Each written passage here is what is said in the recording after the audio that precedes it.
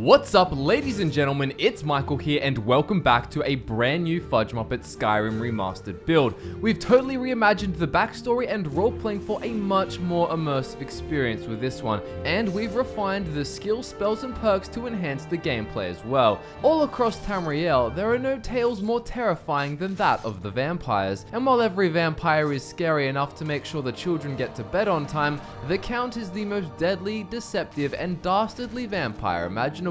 Even the toughest Nord will be wetting the bed at the sound of his name. The Count is a master manipulator who uses language and sorcery to bend the will of those who get in the way of what he wants, and if sorcery doesn't do the trick, his magic sword will separate head from shoulders with equal ease. No one is better at acquiring power than him. The Count won't stop until his thirst for power, gold, and importantly blood is quenched. The sword the Count wields in battle has a quite powerful unique enchantment too, and it's an absolute must for getting the most out of this build. In the description, look out for timestamps which we've put in to help you find your way around the video. But with all of that out of the way, let's look into the Count's race, standing stone, and stats. The Count is a member of the Outma, also known as the High Elves. As a member of this self-proclaimed master race, the Count can call upon his highborn blood to regenerate magicka faster for 60 seconds once per day. He also has a passive increase in magicka of 50 points, and what's even better is that with the Necromage perk, this becomes 62 points. If that wasn't enough, he also has a genetic bonus, a 10+ boost to illusion,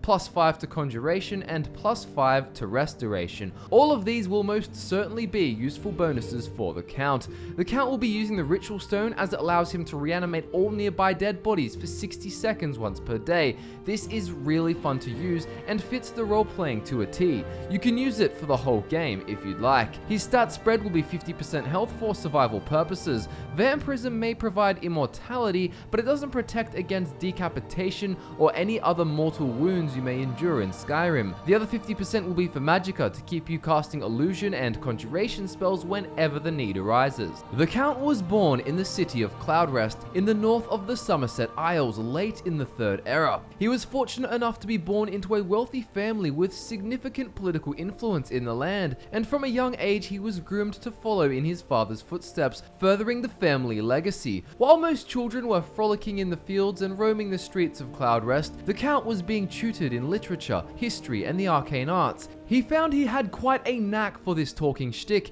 and it wasn't long before he was debating politics with elves 5 times his age. The Count was old enough to really get involved with the governance of the Isles early in the Fourth Era, as the aftermath of the Oblivion Crisis was beginning to rock the relations between the Empire and their provinces. Despite his best attempts to influence the monarch of the Isles, the Thalmor seized control over the Isles and reinstated its historical name of Alinor. This transition of leadership forced all of the former politicians to surrender their power as well as their wealth to the new administration. In the 22nd year of the Fourth Era, the Count packed as many fine jewels and silks as he could from his home in Cloudrest and left his old life behind, choosing to be proactive rather than waiting for his impending exile from the Isles. This left the Count with nothing but the clothes on his back, a small pack of valuables, and his education. He opted not to give in and feel sorry for himself. He took what little he had salvaged from his family fortune straight to the Cloudrest markets.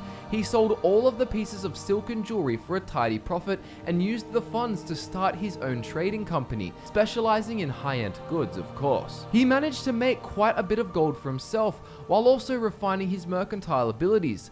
Unfortunately, as the years went by, the radical changes that the Thalmor were enacting within Alinor became too much for him to bear. He simply couldn't live in such a place. He sold off as much of his stock as he could, and what couldn't be sold was transported with him across the seas. During his years in the Summerset Isles, surrounded by almost nothing but fellow High Elves, the Count found that influencing others was a severe pain in the ass. The majority of the politicians he debated with were so old and long in the tooth that their opinions were set in stone and wouldn't be budged by reasoning and logic. As the ship he was traveling on glided across the Abyssinian Sea, the Count thought of the human lifespan and all of the young Nords and Imperials he'd be able to sell his exotic summer silks and trinkets to.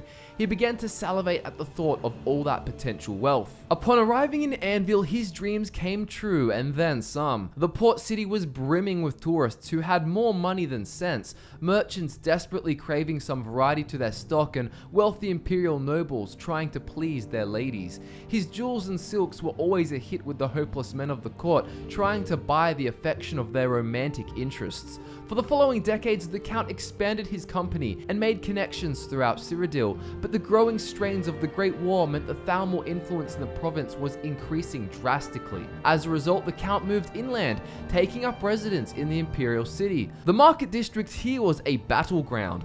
All the races of Tamriel fought battles of wit, and no one was more qualified for such contests than the Count. But the pressures on the city provided by the Great War were palpable, and it severely affected business. So yet again, the Count had to leave. He headed north further into Cyrodiil and actually ended up starting his own tavern. Here he laid low, working for many years until eventually he set his sights on the northern horizon yet again. He headed to Skyrim in hopes of finding more nobles with deep pockets, but in his attempts to cross the border, the Count felt that all too familiar sting of losing everything he'd accumulated. He was caught crossing the border illegally, stripped of his belongings, and carted off to Helgen. After escaping Helgen, the Count will need to start from scratch all over again. When he hears of the Dawnguard and meets Serana for the first time, the Count will see a great opportunity to acquire power. Becoming a vampire has its benefits, and the court atmosphere of Castle Volkihar reminds him heavily of his young life in the Somerset Isles. Getting involved with the goings-on under Harkon and rising to prominence will be the primary objective of this character. He will have a great amount of trust for Serana, as she provided him with this opportunity and introduced him to Harkon. She will act as his companion if that suits you. The Count's role-playing doesn't end with the Dawnguard DLC though. He'll see the current political unrest as the perfect opportunity to gain influence over these meat-headed Nords, so he will aim to become the Thane of as many holds as he possibly can. This will grant him the ability to get in the ear of the Jarls and will also allow him to get away with certain crimes. For factions, we obviously have the Dawnguard, but the Count will also want to join the College of Winterhold for all of that arcane knowledge. He'll also complete the main story and the Dragonborn DLC for the amount of power it gives him. Plus, entering Apocrypha and being exposed to all of that hoarded knowledge is something that the Count is very interested in. Knowledge equals power as far as he's concerned. Lastly, the Dark Brotherhood is an option if you fancy even more evil shenanigans when you're done with Dawnguard. Now that we've talked about the Count's backstory, role-playing, and factions, let's get into the specific skills, spells, perks, and playstyle he'll be using. The main skills for this build are one-handed, illusion, restoration, conjuration, sneak, and speech. As you can probably tell, the Count uses a variety of spells to get the upper hand on his foes. He'll be using all self-healing spells, necromancy spells like Dead Thrall, and illusion spells like invisibility, pacify, and frenzy. Use any other necromancy, reanimation, or healing related spells that you like. But with that said, let's look deeper into the perks we'll be taking under each of these skills. The Count's use of the arcane arts is usually to raise the dead, heal wounds, or manipulate people, so when it comes to killing, he relies on the courtly art of swordplay. From the one-handed skill tree, you'll want to take the middle branch up to Savage Strike. Pretty simple stuff with only 7 points invested, but this will be more than enough to pack a punch and also have the option to send heads rolling thanks to Savage Strike. Illusion is the Count's bread and butter skill. The Count has made a living being a politician and a merchant. Can you think of any professions better than these two for capitalizing on an ability to deceive, manipulate, and trick your way to the top? Well, the Count is a tradesman in trickery, and whether he's making people buy his wares or altering the free will of impressionable bandits, he makes it work in his favor. From this skill tree, we go for every perk except for Master Illusion. Hypnotic Gaze and Rage are two handy perks here, as they'll let you use Pacify and Frenzy on higher leveled enemies. Another one to prioritize is Quiet Casting. When you're frequently going invisible and playing stealthily, you want to keep it that way. When the Count isn't sucking the blood from the necks of the innocent, he makes do with restoration magic to keep him alive. You won't need to invest much in this skill tree though. You'll want to take the second branch up to Necromage. Regeneration is handy for making traditional self-healing spells 50% more effective, but Necromage is the one to get excited about. With this perk, all spells, regardless of the spell type, will be more effective against the undead. Now, because you are undead, you'll be benefiting from the Necromage perk yourself, with increased bonuses to your own spells and abilities, including things like active effects. Vampires are considered one of the most dangerous type of undead found in Tamriel, so you'd have to be a pretty shoddy vampire to not have a sort of mastery over the undead and and an understanding of necromancy at the very least. Now fortunately, the Count doesn't half-ass vampirism. The Count's necromancy skill is enough to make history's greatest necromancers roll over in their grave, in a good way, of course, and I mean that quite literally.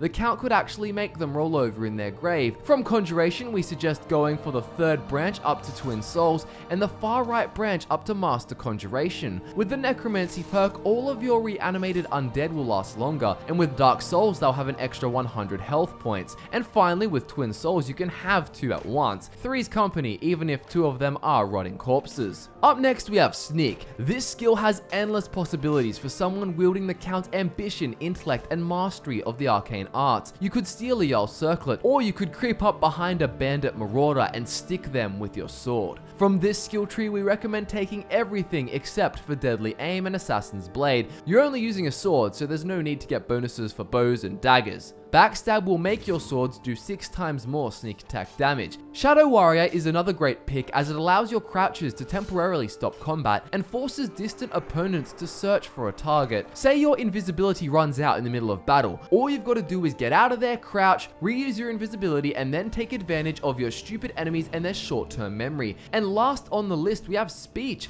This politician, salesman, and overall charismatic manipulator knows what to say to get his way. From this skill tree, you'll want to take the whole left branch. The Count isn't necessarily a thief, but isn't afraid to do what it takes to get what he wants, or take what he needs to get what he wants for that matter. So the Fence perk can be pretty useful. With this perk, you'll be able to barter stolen goods with any merchant you invest in, and while we're talking about investing, the Count's successful business is proof that the guy knows a thing or two about commercial risks. With the Investor perk, you can pay a shopkeeper 500 gold to permanently increase their available gold. This will definitely pay off down the line when you bring back mountains of dragon bones and try to offload them to the humble fishmonger. The Count's playstyle benefits from the amount of variety in the skills, perks, and spells. Socially, outside of battle, the Count will manipulate Jarls and other prominent figures to gain titles and power. He'll also work his charm to make immense profits in the markets, and when he finds himself wandering the dangerous roads of civil war-torn Skyrim, he can sneak around with invisibility, pacifying and frenzying foes as he sees fit. In combat, he will use his powerful sword and necromancy spells to raise an army of undead while he swings away, and you can definitely use an invisibility and sword combination. Oh, and I shouldn't neglect to mention that you will always have the Vampire Lord form should you really need some extra power in a fight. Most of this fighting and traveling will take place under the Veil of Darkness, because you know what vampires are like when it comes to getting a tan. They'd struggle if they lived in Australia. As for the gear, the Count will dress in vampire boots, gauntlets, and royal vampire armor. You'll then have a choice between the Amulet of Bats or the Amulet of the Gargoyle, and then the Ring of the Beast or the Ring of Erudite. These decisions won't make a huge difference, but it totally depends on your playstyle, and obviously these can all be acquired in the Dawnguard DLC, so we strongly suggest starting that questline ASAP. For weapons, he'll use a silver sword which can be found in Castle Volkihar. Originally, the main purpose of this sword will be disposing of other vampires who may try to betray you, but at the end game stage, Harkon's sword and its bonuses are a great addition to the arsenal. Feel free to switch between as much as you like. Sink your teeth into that subscribe button and give it a like if you enjoyed the video, because that concludes this week's Skyrim build, The Count. Be sure to make your way down to the description where you can find links to our social media accounts as well as timestamps to help you navigate throughout the video. After that, get down to the comments and tell us which build you want remastered next. Your choices this week are the Patru and the Dark Crusader. Thanks for watching everyone, I'm me, and I look forward to nerding out with you again very soon.